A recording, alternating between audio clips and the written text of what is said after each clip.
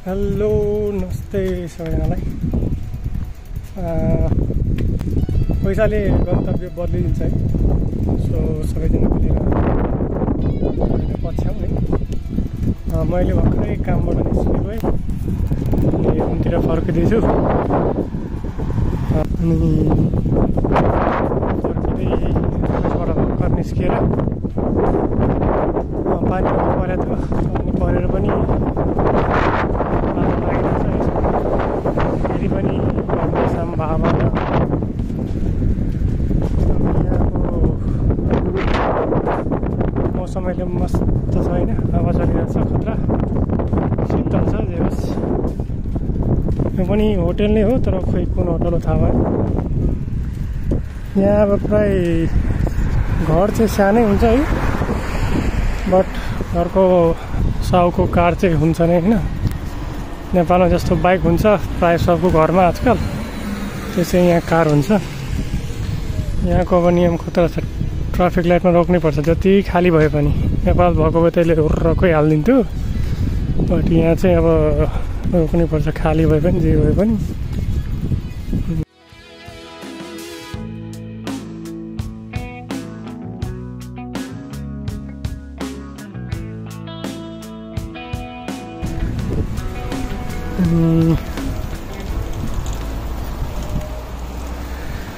यहाँबाट धेरै त होइन, 15 मिनट लाग्छ हिँडेर जानलाई रुमसम्म। साइकलबाट गयो भने त्यही लगभग 10 मिनट लाग्दैन, 5 मिनट जति लाग्छ। साइकलबाट गयो भने 5 मिनट जति लाग्छ होइन। घाम उदाउन लाग्छ, त्यस्तो गर्मी पनि छैन, शीतल भएको छ हावा चलेर। यहाँको घरहरू कति सानो सानो छ नि, बट अब साउको कार चाहिँ हुन्छ नै। हरेक घरमा कार एउटा दुईवटा भइरहन्छ।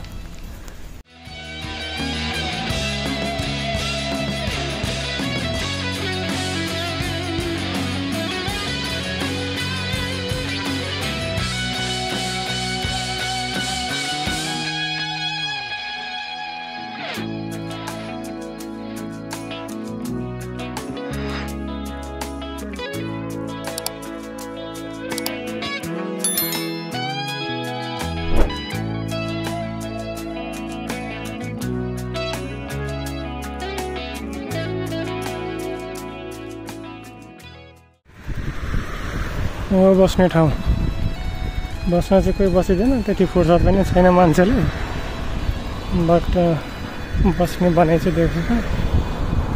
कति सफा छ क्या, मस्त। अब यो रोड भनौँ न, रोड नै हो कि पार्क सार्क होइन, बट कति सफा क्या।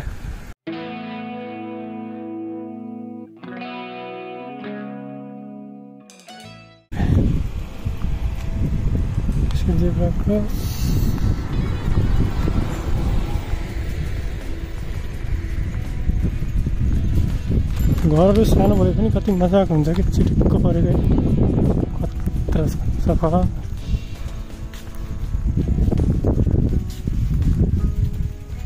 अब यस्तो यस्तो कारलाई यहाँ बढीभन्दा बढी 4 लाख 5 लाख पर्छ।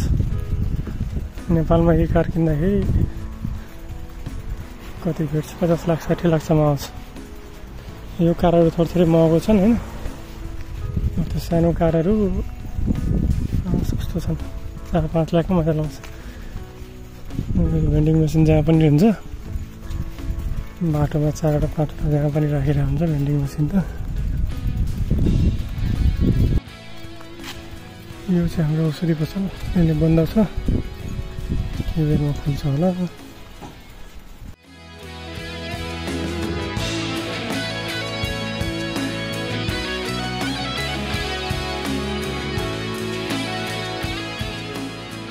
रोड चाहिँ सानो छ, साइकल कुद्ने कार कुद्ने यसमै हो, तर आफ्नो अनुसारले लेनको पालन गरेर जाने हो। जति जे पनि सानो गर्छ, तर कार चाहिँ लागिरहेछ हरेक ठाउँमा, त्यही हो। यस्तो छ। अनि हाम्रो नेपालको अवस्था यहाँ, अब नेपालको कुरा गर्नुहुन्छ, नेपालमा कार चाहिँ हुँदैन, साइकल हुन्छ, बढीभन्दा बढी बाइक हुन्छ।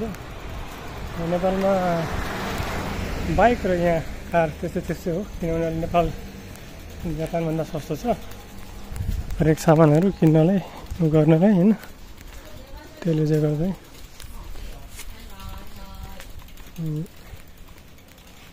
त्यही हो यहाँको अब लाइफस्टाइल चाहिँ अब यस्तै हो काम गऱ्यो यहाँ हेर्नु चाहिँ रोड बाटो सुनसान छ मान्छे हत्तोपत्तो हुँदैन रातिसम्म केही पनि हुँदैन यहाँ मान्छे अब बिहानै खानासाना खायो काममा निस्क्यो अब काममा निस्किसकेपछि यसो रोड खाली सुनसान क्या कोही मान्छे नभएको जस्तो छ यहाँ घरहरू पनि त्यस्तै अनि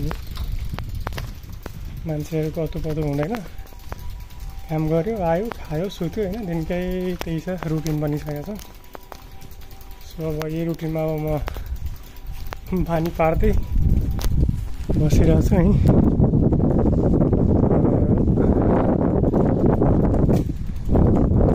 जति पानी परे पनि अब यो रोड यस्तो सफा है पानीको एक बुन्द पनि कहीँ छैन त्यस्तो छ यहाँको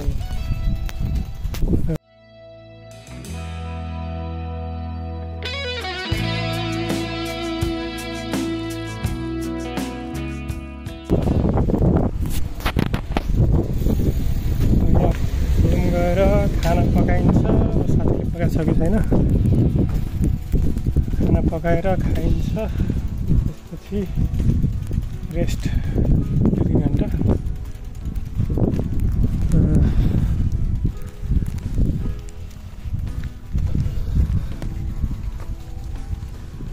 यो घरको डिजाइन मलाई खतरा लाग्छ क्या यहाँ चाहिँ म्याक्स 2 तला देख्छु म 2 तला भयो घरको डिजाइन चाहिँ पुरानो शैली क्या पुरै नयाँ अहिले पुरानो जस्तो देखिने क्या तर भित्र इन्टेरियर हेर्नु भने पुरै खतरा हुन्छ इन्टेरियर सानो कोठा हुन्छ त्यसमै अट्याच बाथरुम टोयलेट किचन निकाल्दै हुन्छ हाम्रोमा जति ठुलो कोठा भए पनि पुग्दैन म बस्ने ठ्याक्कै हो पुगिसकेँ होइन यो अगाडि त बजार जाने बाटो हो यो होटेलको नजिकै अनि यो पनि खोइ होटेलै जस्तो लाग्छ यो चाहिँ हाम्रो घर है म बस्ने ठाउँ हो अनि म र साथी बस्छु यहाँ अब बस्ने चाहिँ 4-5 जना छन् कोरियन जापानिज छन् यो मेन गेट हो यो एरिया हो त्यो पार्किङ छ हाम्रो पार्क गर्ने हाम्रो यहीँ हो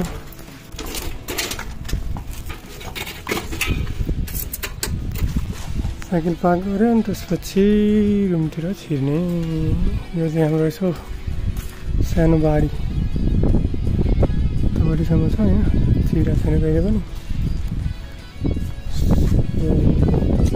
मेन गेट छिर्ने बित्तिकै लाइक दिस यो हाम्रो अब नयाँ घर दिएको कारणले गर्दा चाहिँ this is kitchen hall and kitchen त्यहाँ छ होइन म बस्ने चाहिँ तल्लामा हो 1 तल्लामा